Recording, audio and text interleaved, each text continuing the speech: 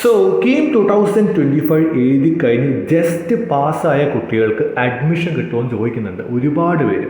അപ്പം ഈ വീഡിയോയിൽ നമ്മൾ കീം ജസ്റ്റ് പാസ്സായ കുട്ടികൾക്ക് വേണ്ടി മാത്രമാണ് ചെയ്യുന്നത്. പാസ്സാവാത്ത പിള്ളേരെ എങ്ങനെ അഡ്മിഷൻ എടുക്കണം നാളത്തെ വീഡിയോ പറഞ്ഞുതരാം. അപ്പോൾ നിങ്ങൾ മനസ്സിലാക്കുക, കീം എഴുതി കഴിഞ്ഞാൽ അല്ലെങ്കിൽ തന്നെ കീമിൻ്റെ അകത്ത് ഏകദേശം 50,000 എഞ്ചിനീയറിംഗ് സീറ്റ് ഉണ്ട്. മേ ബി അതിലും കൂടാം, വേണമെങ്കിൽ കുറയാം. പക്ഷേ 50,000-ഓളം സീറ്റാണ് നിങ്ങൾക്ക് അവൈലബിൾ.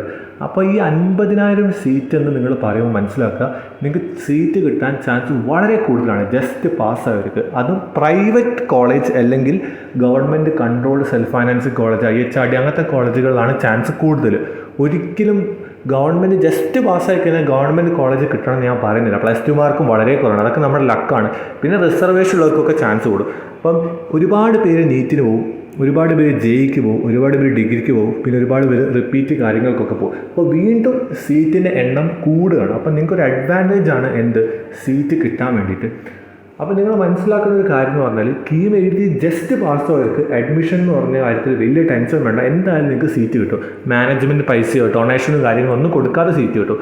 അത് പ്രൈവറ്റ് കോളേജുകൾ, ടോപ്പ് കോളേജുകൾ കാര്യങ്ങൾ നിങ്ങൾക്ക് ചാൻസ് കുറവാണ്. നമുക്ക് റാങ്ക് വന്നിട്ട് അത് ഡിറ്റർമൈൻ ചെയ്യാൻ പറ്റുള്ളൂ. ഇപ്പോഴും ഞാൻ പറയുകയാണ്, ജസ്റ്റ് പാസ്സായവർ മാത്രമേ റാങ്ക് ലിസ്റ്റിൽ വരുള്ളൂ. ബാക്കിയുള്ള കുട്ടികൾക്ക് വേറെ രീതിയിലാണ് അഡ്മിഷൻ എടുക്കാൻ പറ്റുക. അപ്പം പ്രൈവറ്റ് കോളേജിൽ അവർക്കും സീറ്റ് കിട്ടാൻ വേണ്ടി ടെൻഷനും കാര്യങ്ങളൊന്നും വേണ്ട.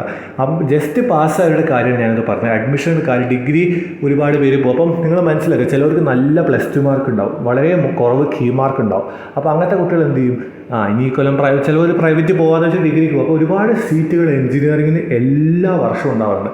അപ്പോൾ ഞാനൊരു കാര്യം വീണ്ടും പറയുകയാണ്, എപ്പോഴും നമ്മൾ നല്ല കോളേജിൽ പഠിക്കാൻ ശ്രമിക്കാൻ ആണ് ഞാൻ സജസ്റ്റ് ചെയ്യുക. മിനിമം ഇപ്പോൾ നിങ്ങൾ എവിടെയെങ്കിലുമൊക്കെ പോയിട്ട് പഠിക്കേണ്ട കാര്യമില്ല എഞ്ചിനീയറിംഗിനാണ്. പക്ഷേ സ്കില്ലുള്ളവൻ രക്ഷപ്പെടുകയൊക്കെ ചെയ്യും. പക്ഷേ അതെല്ലാവരും അങ്ങനെ ആവണമെന്നില്ല. അപ്പോൾ അതൊക്കെ നമ്മൾ ഒരുപാട് വീഡിയോസിൽ ഒരു പോഡ്കാസ്റ്റ് പോലെ ഡിസ്കസ് ചെയ്യും. ഓക്കെ, അപ്പോൾ അതൊക്കെ വെയിറ്റ് ചെയ്യുക. അപ്പം ഇപ്പോഴത്തെ കാര്യം മനസ്സിലാവും.